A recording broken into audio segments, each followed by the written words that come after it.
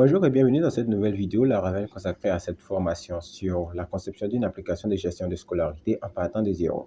Et ici, on va aujourd'hui terminer le template de base qu'on utilisera pour faire le listing des différentes routes qui viendront dans les épisodes à venir et dans la vidéo précédente, on avait appris à comment est-ce qu'on faisait pour afficher les années scolaires. Donc, ce qu'on va faire aujourd'hui, c'est que pour terminer l'écran des listes, on va vouloir afficher ici une barre de navigation.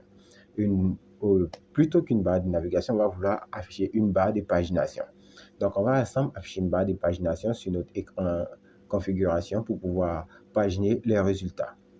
Donc, comment est-ce qu'on affiche cette barre de pagination? C'est plutôt simple. On va se rendre à nouveau dans notre projet Laravel. Et là, le contrôleur settings qui retournait la vue settings, on avait vu qu'on avait récupéré les résultats avec la méthode paginate. Et là, j'ai fait ici un paginate 1 pour pouvoir avoir ma pagination rapidement.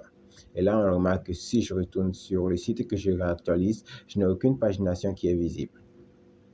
Alors, comment est-ce qu'on fait ici pour mettre en place une pagination lorsqu'on utilise LiveWire et Tailwind CSS? Donc, au niveau de la classe principale de LiveWire, vous devez juste ici venir faire un use de with pagination. C'est une méthode interne de LiveWire. Donc, vous avez juste à faire ici un use with pagination au niveau du contrôleur LiveWire. Ensuite, vous devez vous rendre au niveau de la vue en question. Dans mon cas, là, j'avais mis un commentaire pour signaler que c'était là qu'on allait faire ici la pagination. Et ici, si je souhaite appeler la pagination, je dois d'abord récupérer l'élément clé, c'est-à-dire l'élément qui a toutes les collections.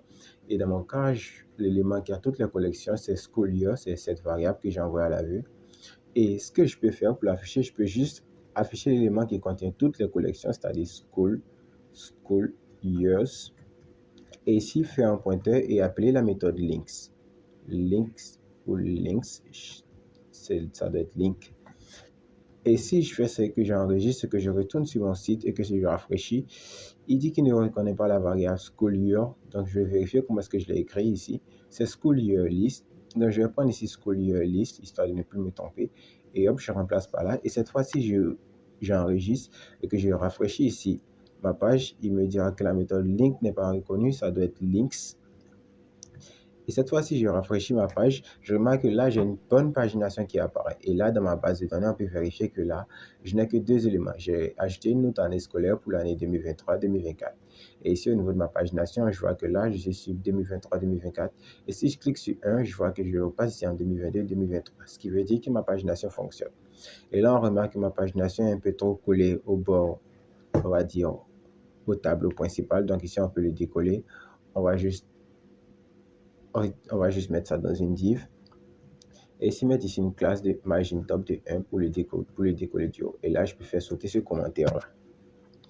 Ensuite, je peux un peu reordonner mon tableau, mais ça, je le ferai plus tard. Donc, cette fois-ci, je mets un margin top de 1, que je mets ma pagination à l'intérieur de cette div et que je rafraîchis ma page. Je remarque maintenant que là, j'ai un petit espace entre mon tableau et ma pagination. Et là, ce que je peux faire encore, c'est lui mettre ici un margin top de 3, histoire de bien vérifier, de bien rendre visible ici la différence. Et là, on voit que ma pagination est totalement décalée.